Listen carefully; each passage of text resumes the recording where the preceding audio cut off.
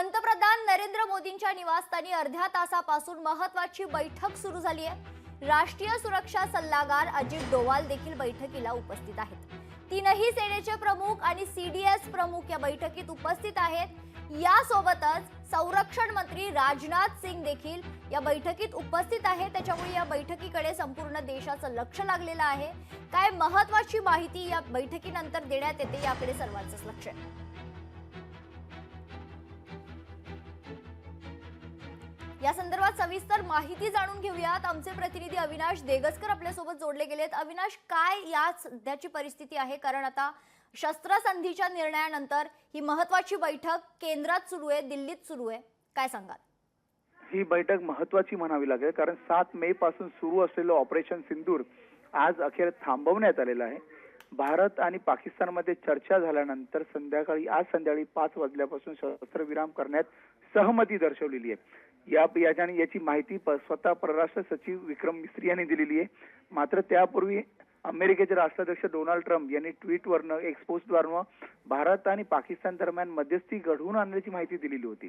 त्यानंतर पाकिस्तानचे परराष्ट्र मंत्री इसाक दार यांनी सांगितलं की बाबा शस्त्रविराम झालेला आहे, सहमती दर्शवली। अविनाश, मी तुम्हाला काही सेकंदासाठी थांबवते। मैं फिर भी बोल रही हूँ कि जब तक आतंकवाद है तब तक ऑपरेशन सिंदूर चलेगा।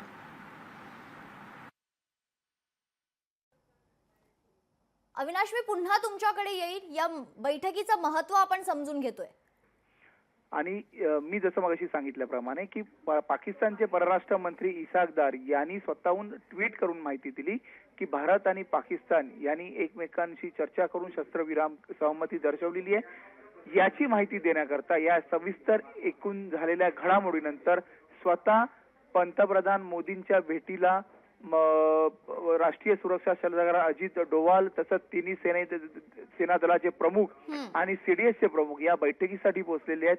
स्वतः संरक्षण मंत्री राजनाथ सिंग हेही बैठकीला दाखल झालेले आहेत आणि त्यांनी या बैठकीत आता काय काय निर्णय घेतले असतील किंवा त्याची माहिती काय काय घेतली असेल याची माहिती आपल्या सोबत आपल्याला थोड्या वेळात याची सविस्तर माहिती आपल्याला कळेल। निश्चित। खूप खूप धन्यवाद अविनाश, आपण दिलेल्या सविस्तर माहितीसाठी। मुख्यमंत्री देवेंद्र फडणवीस यांची प्रतिक्रिया येते, ऐकूयात। बहुत अच्छी बात है। अभी इसके ऊपर आधिकारिक तौर पर मैं कुछ कह नहीं सकता क्योंकि इसकी पूरी जानकारी मेरे पास नहीं। मैं प्रवास में था तब मुझे पता चला कि इस प्रकार से सीज फायर हुआ है, तो इसकी पूरी जानकारी लेकर ही उसके ऊपर मैं बोलूँगा। तर पंतप्रधान नरेंद्र मोदी यांच्या निवासस्थानी महत्त्वाच्या बैठकीला सुरुवात झाली आहे। गेल्या अर्ध्या तासापासून या बैठकीला सुरुवात झालेली आहे। या बैठकीत खरं तर राष्ट्रीय सुरक्षा सल्लागार अजित डोवाल देखील उपस्थित आहेत।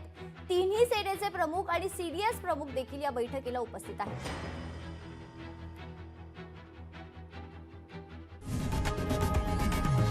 लोकशाही मराठी ऐका, पहा, जागरूक रहा।